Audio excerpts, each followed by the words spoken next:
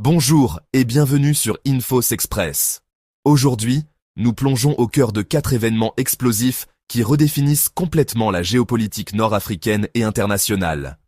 De la crise sans précédent qui secoue le régime algérien au bouleversement diplomatique français, préparez-vous à découvrir des révélations qui changeront votre vision de l'actualité. Notre première révélation concerne l'Algérie, où le président Abdelmadjid Tebboune traverse la crise la plus grave de son mandat. Mais pour comprendre l'ampleur du séisme politique en cours, il faut rappeler une réalité glaçante. Depuis l'indépendance en 1962, aucun président algérien n'a jamais terminé son mandat normalement. Ben Bella, premier président, renversé après 3 ans. Boumedienne, empoisonné selon plusieurs sources. Chadli, poussé vers la sortie par l'armée. Boudiaf, assassiné 6 mois après son retour. Zeroual, limogé par un simple appel téléphonique du tout-puissant général Toufik.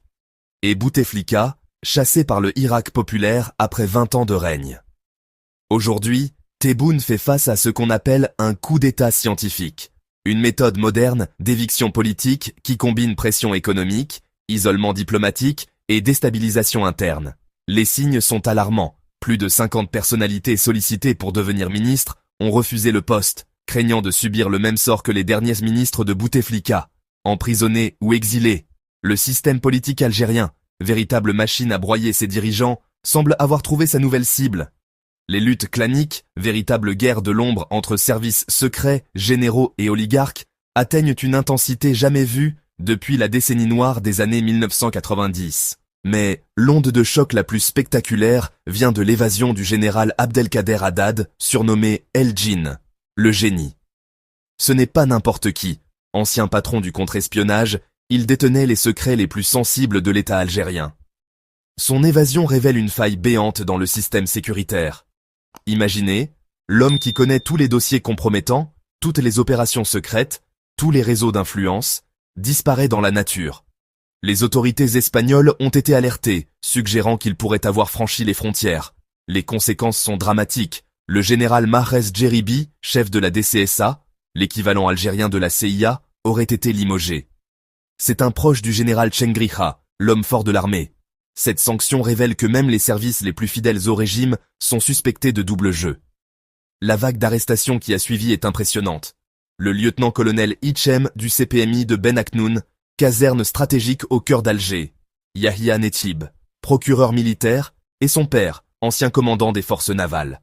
Le colonel Fouad Boukari, arrêté alors qu'il était en mission en Égypte. Au total, plus de 40 personnes de l'entourage professionnel et familial d'El Djinn ont été interpellées. Cette purge massive suggère soit une trahison à grande échelle, soit une paranoïa généralisée au sommet de l'État. Dans les deux cas, c'est le signe d'un régime en perte de contrôle total. Pendant que l'Algérie implose de l'intérieur, ses frontières s'embrasent. La crise avec le Mali illustre parfaitement comment les tensions internes se répercutent sur la scène régionale.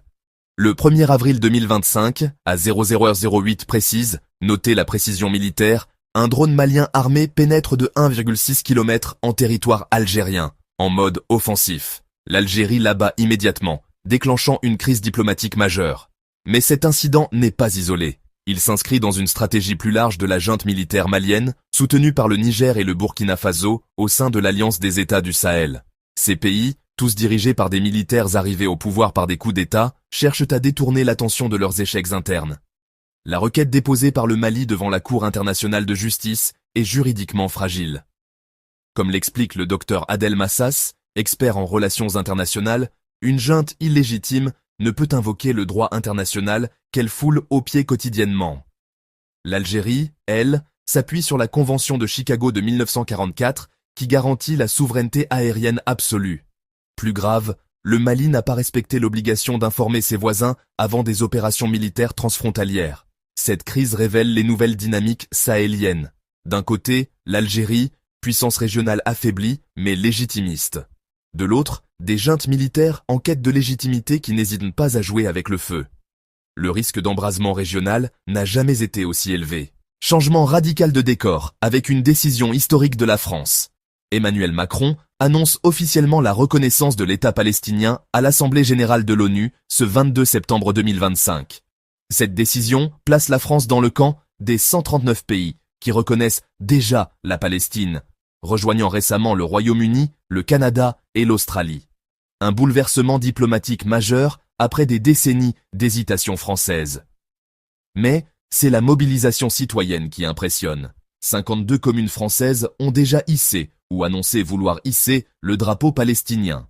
Nantes, Saint-Denis, Stein, ces villes défient ouvertement les consignes du ministère de l'Intérieur qui invoque la neutralité des services publics. Olivier Faure, premier secrétaire du PS, a lancé ce mouvement en appelant à accompagner le geste diplomatique présidentiel. Une initiative qui divise profondément. D'un côté, ceux qui y voient un élan de solidarité nécessaire face au drame humanitaire à Gaza. De l'autre, ceux qui dénoncent l'instrumentalisation des institutions locales. Cette mobilisation révèle une France fracturée sur la question israélo-palestinienne. Les tensions communautaires se cristallisent autour de ce symbole, dans un pays où vivent la plus importante communauté juive d'Europe et la plus importante communauté musulmane d'Europe. La reconnaissance française s'inscrit dans une dynamique internationale de pression sur Israël, mais aussi dans une stratégie de Macron pour reconquérir un électorat de gauche avant les prochaines échéances. Un calcul diplomatique aux résonances électorales évidentes. Ces 4 événements dessinent une nouvelle carte géopolitique où les équilibres traditionnels volent en éclats.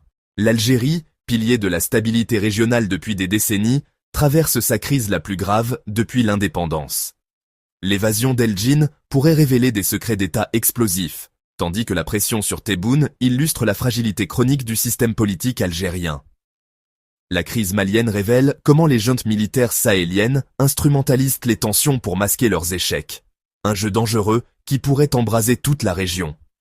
La reconnaissance française de la Palestine, elle, redéfinit les alliances diplomatiques occidentales et pourrait influencer d'autres pays européens.